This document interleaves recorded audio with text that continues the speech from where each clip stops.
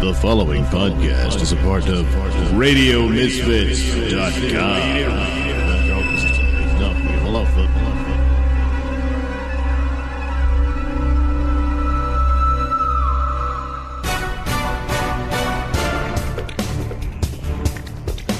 And now it's time for the Mr. Nailsin Show.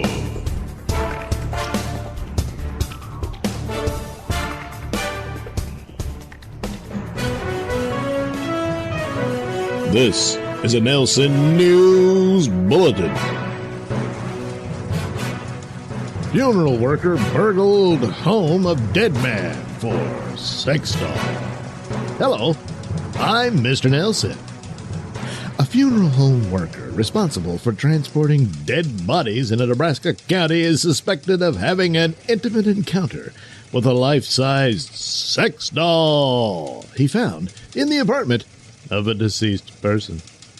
Investigators say Ryan Smith, 41, and a colleague were dispatched to a home at the Rock Creek Apartments in Omaha to collect the body of an individual who died there. Near the body, on the bed, was a very real, life-size sex doll. Police allege that Smith subsequently called the property manager and claimed that the local sheriff had asked him to remove the sex doll to collect swabs for biopsy. Smith's strange request was denied by the manager, who later returned to the apartment to discover that Smith was inside the unit, which had been locked with a deadbolt and chain. After Smith exited the home with his shirt untucked and his pants in disarray, the property manager called cops, who later busted Smith on a felony burglary charge. A post-arrest examination revealed the sex doll to be sticky, and it appeared that something had rubbed her inner thighs. A deputy collected the sex doll so that they could have her processed for DNA. Smith was fired from his job with Mid-America First Call, which, according to its website, specializes in removals, transportation, embalming, cremations, and ship-outs. So, I guess the sheriff's department had to swab the sex doll after all, huh? But what was it doing lying next to the deceased? Doesn't it mean that the sex doll is somehow responsible for the deceased's death? Did he have a heart attack during intercourse with the thing? And shouldn't the sex doll be charged with murder? Or at least manslaughter? But I suspect there won't be any further investigation, as I'm sure all parties involved just want to wash their hands of it. This has been a Nailsin News Bulletin.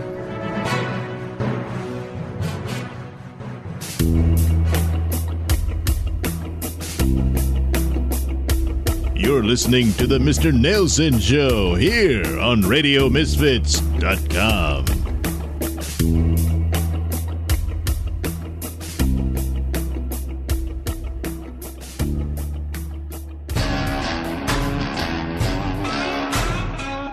And now it's time for the Bayou Crime Report.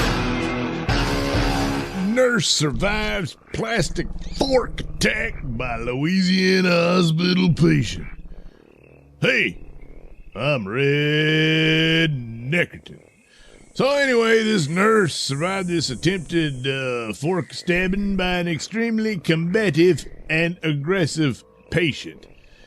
Officers were dispatched to Glenwood Regional Health Center's behavioral unit in reference to a disturbance.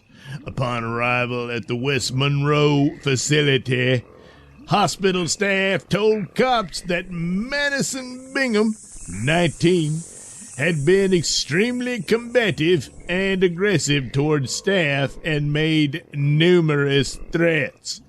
The patient was arrested after a female nurse said Bingham attempted to stab her with a plastic fork. The nurse was able to dodge the alleged fork stabbing attempt. Monroe, who lives in Vicksburg, Mississippi, was arrested for simple assault, a misdemeanor, and booked into the local parish jail where she is locked up in lieu of $500 bond. Probable cause affidavit does not reveal why Bingham was in the hospital or whether the fork was seized as evidence. Well, I think she was put in this behavioral unit because her behavior is batshit crazy. So that probably explains that. And got a misdemeanor charge because, well, the fork was plastic. Had it been metal, well, this had been a different story, I'm sure. But anyway, that's how that goes. Crazy does crazy shit, or something like that. I forget how that goes. Anyway, the Bayou Crime Report, I am Red Neckerton, reminding you to keep your goddamn holes clean. The Bayou Crime Report is a presentation of Nailsin Productions.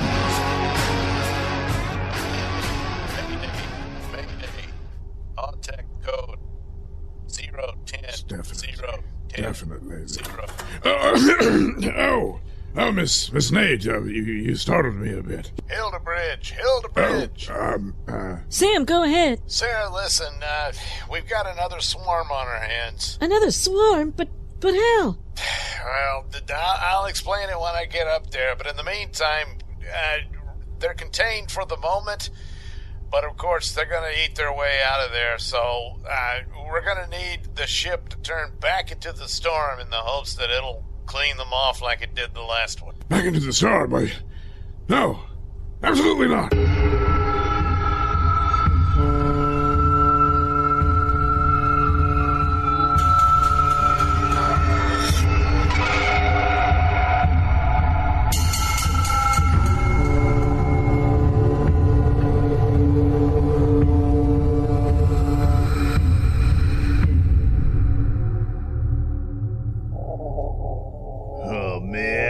You can hear them eating their way through the door. It won't be long now. Oh, jeez. So, what's the plan, Sam? Well, we're gonna gather up our makeshift torches, and when they burst through, we're gonna shoo them out of here and outside, in the hopes that when we reach the storm, it'll take care of them.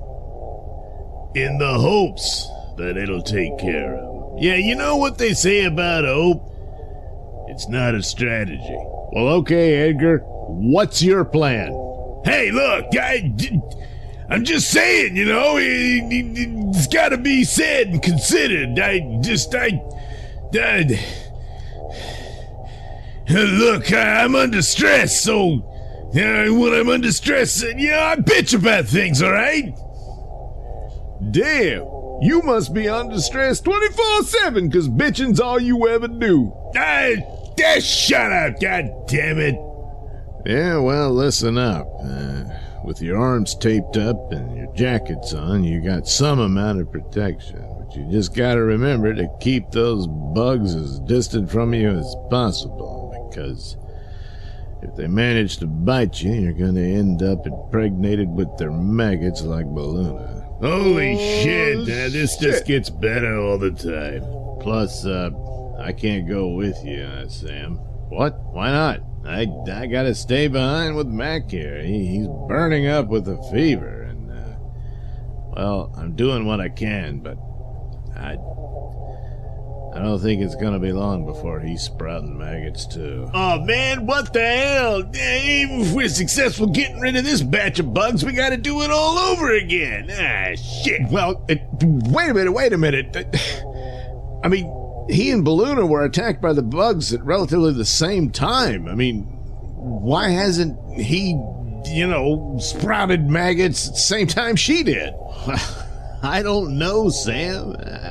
This is all new territory. I've never treated somebody with bug bites from giant dinosaur bugs, So I think it's best to err on the side of caution and anticipate we're gonna have yet another litter or swarm of bugs. Oh, shit. They're coming through. They're coming through. Oh no. Oh no. Hey, we gotta light this shit up. Oh man. Oh shit. Oh jeez. All right. Lance, get back to Mac and shut the door behind you. We'll block them from getting to you. Edgar, go open the outside door. I'll give them their only means of escape from our flames. Yeah, right. All right, Cream, we're not gonna wait. Open the door and let them in. All right.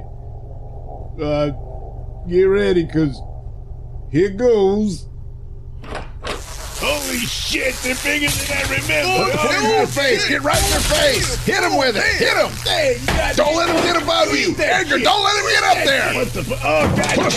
Come on, let's go! We got him! We got him routed! Come on, let's push him out! What the hell are you talking about, Bagsley? You heard Sam. We've got to turn the ship back into the storm. No, Miss Nate. If we change position, we could lose the signal. Signal? What are you talking about? What signal? Well, I was monitoring the communications, and all of a sudden there was a transmission. And if we could locate them, that could lead us to rescue. Oh my God. Really? Yes. So, until we can pinpoint the location or get a signal to them, I recommend we stay put. What? No, Bagsley. I mean, we don't have any choice here. If we don't turn the ship around back into the storm, there won't be any of us left to be rescued at all.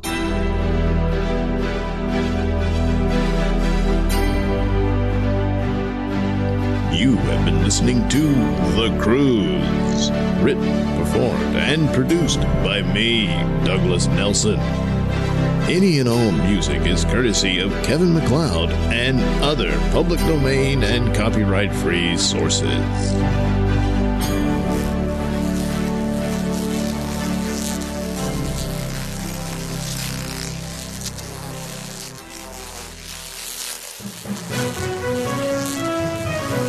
This is a Nailsin News Bulletin.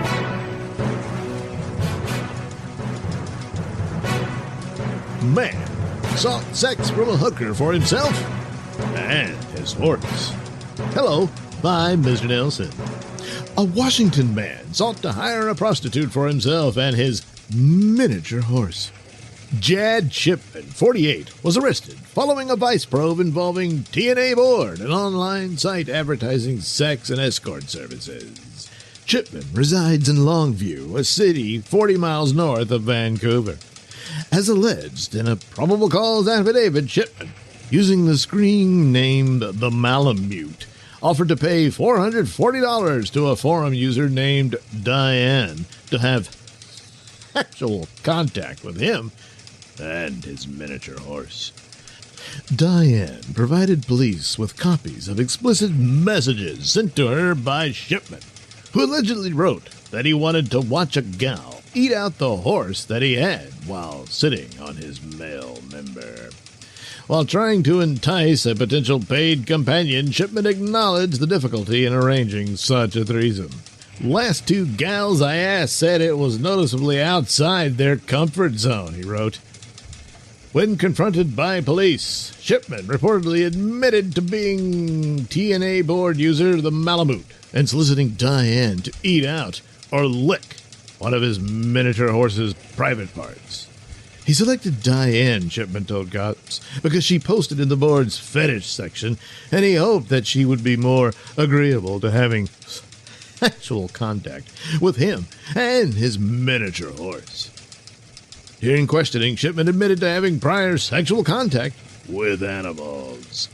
An investigator reported spotting two miniature horses in the pasture of the rural 7.62-acre property Shipman and his wife purchased for $365,000 in July 2019.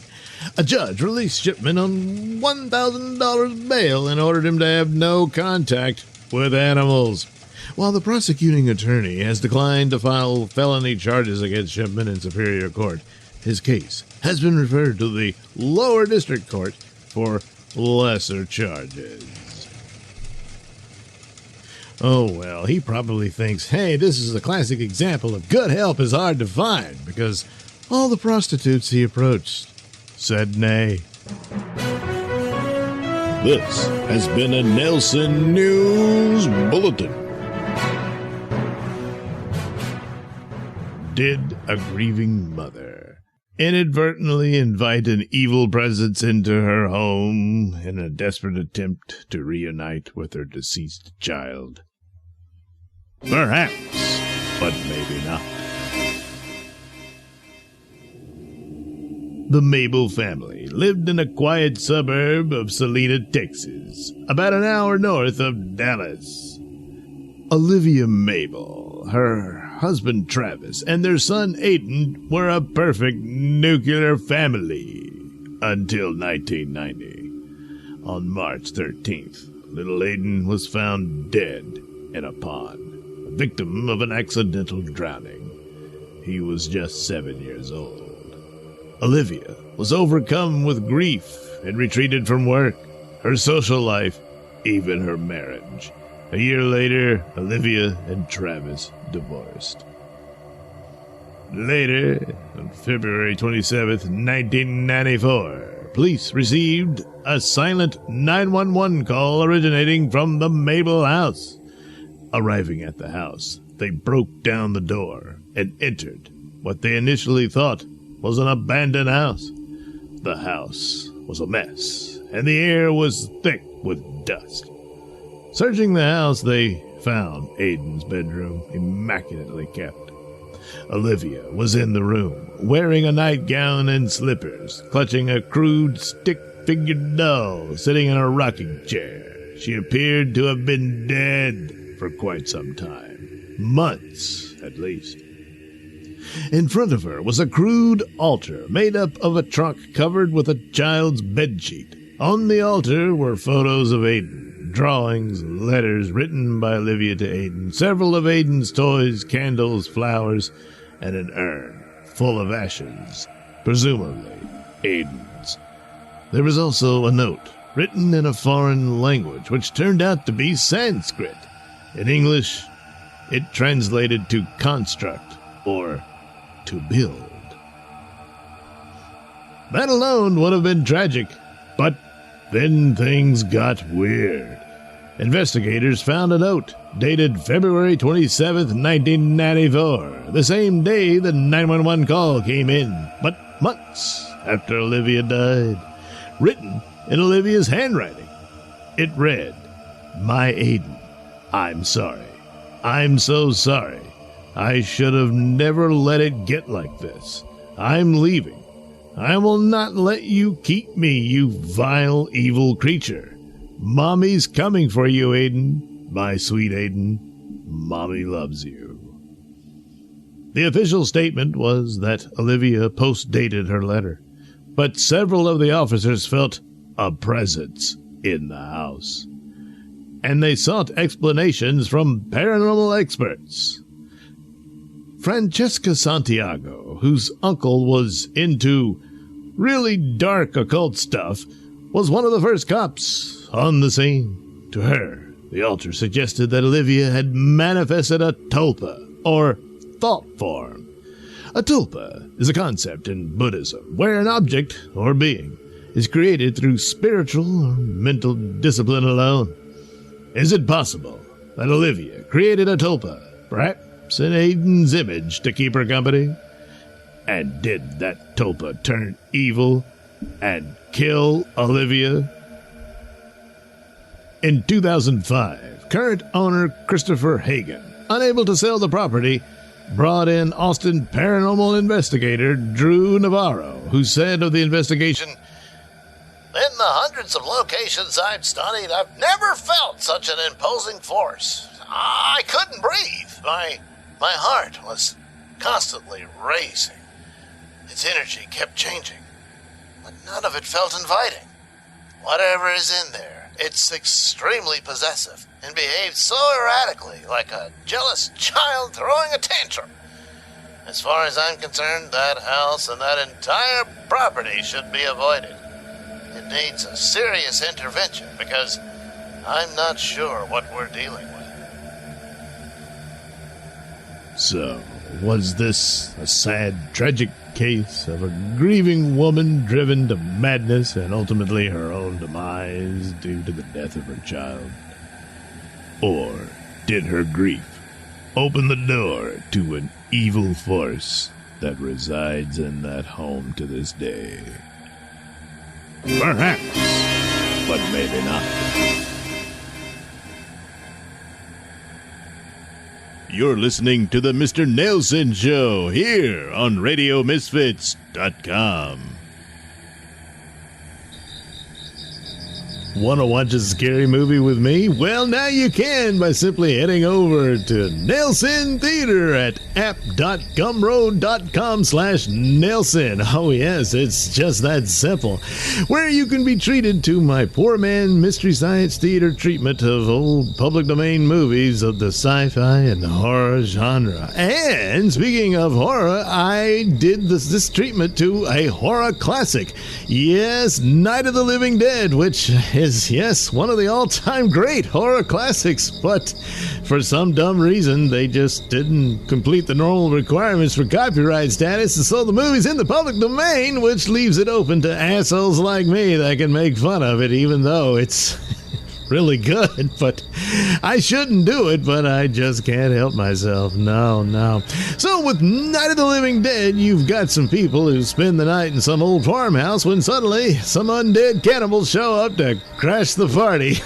That's putting it pretty short and simple, but nevertheless, yeah, that's the plot. So enjoy the film with me for only a mere little fee of 99 cents. All dirt cheap, yes. But warning! Due to an extreme lack of talent, bathroom humor is deployed throughout the film, along with my witty commentary, cartoon sound effects, and inappropriate laugh track. Oh, what are you waiting for? Head over to Nailsin Theater at that's app.gumroad. That's GUMROAD.com/Nailsin. NAILSIN. Yes, it's just that simple. You head over there, and for less than $1, you can watch a classic horror film with me and my silliness all throughout the film. This is a Nailsin News Bulletin.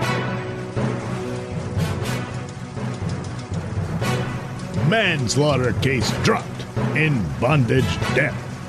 Hello, I'm Mr. Nailsin. Prosecutors concluded that a manslaughter case was not suitable to be pursued against a defendant charged with beating to death another man during a drug-fueled bondage session in a garage apartment littered with sex toys, and in which the victim was found bound and gagged, wearing a black leather mask and other fetish garb. While the arrest of Bryant DeMello, 35, was announced earlier this year by Florida investigators, a subsequent decision to abandon the case was not the subject of a similar press release and received no media notice. The one-page, no information notice to the court came from an assistant state attorney who noted that the declination is taken to clear the records and to release subject's bond. Prosecutors offered no further details as to their decision to drop the felony count. A request for documents in the case was just completed by court officials who took several months to post online a redacted copy of the graphic arrest affidavit charging DeMello with the September 2022 killing of Todd Reed, a 43-year-old management consultant.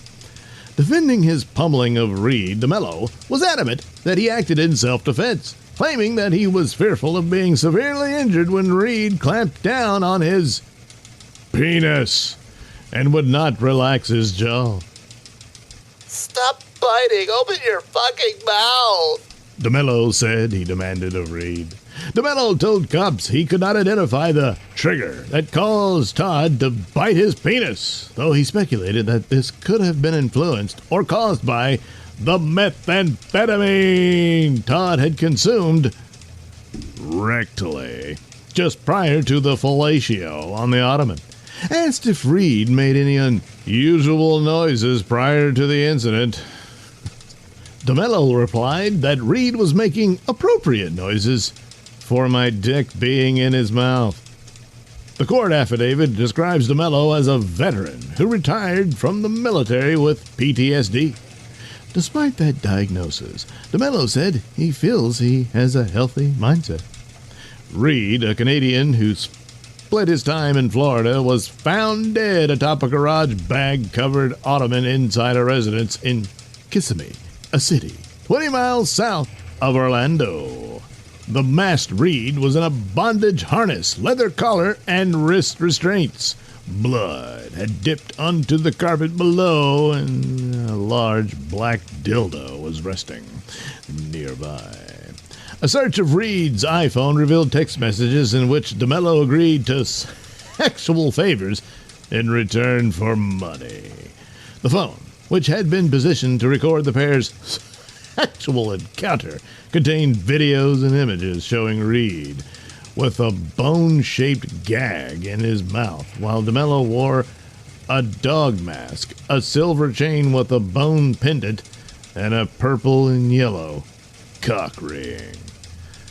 The phone also included a text message from DeMello to Reed that was sent a few hours after DeMello left the victim, bloodied and unconscious, in the apartment. Yo, I'm so sorry, man. You almost bit my cock off, and I couldn't get you off me. DeMello wrote. I got scared and had to get you off somehow. Let me know how you're all right, Pat, please. You were sleeping when I left. DeMello told police he met Reed through the internet on a site for sexual deviants and arrived at the victim's apartment with methamphetamine, some of which he later injected into Reed. The duo's 4-hour sexcapade, DeMello said, was sweet, adding that they attempted to live stream the encounter, but encountered difficulties. Before departing the apartment, DeMello, who knew Reed was unconscious, said he collected his various sex toys from the living room and bedroom, but may have accidentally taken some sex toys and props belonging to Todd. DeMello left without rendering aid to Reed or summoning medical assistance, investigators noted. Todd ultimately passed away as a result of his encounter with Brian. A coroner's report concluded that Reed's cause of death was strangulation with blunt force trauma to the head, listed as a significant condition contributing to his demise. DeMello, who lives in Orlando, was nabbed while at a shopping mall. A post-arrest frisk reportedly turned up a Ziploc baggie containing meth, which resulted in the filing of a felony drug charge separate from the manslaughter count. While the manslaughter prosecution has been dropped, the narcotics possession case, to which DeMello has pleaded not guilty, remains active. During a late August court hearing, a judge ordered DeMello to obtain new counsel since the jurist had granted his prior lawyer's motion to withdraw due to irreconcilable differences between himself and DeMello. He's currently free on $3,000 bond. Well, this is bizarre, to say the least. Not the least of which is the charges were dropped. Unless they're saying, oh, gee, it was all accidental. Which you could still bring some manslaughter charges on that. But I mean, unless they're concluding that the victim wanted to be choked, but the blunt force hitting, I guess, is in response to the biting of the penis. So, yeah. So, if all said and done, I guess the victim bit off more than he could chew. This has been a Nailsin News Bulletin.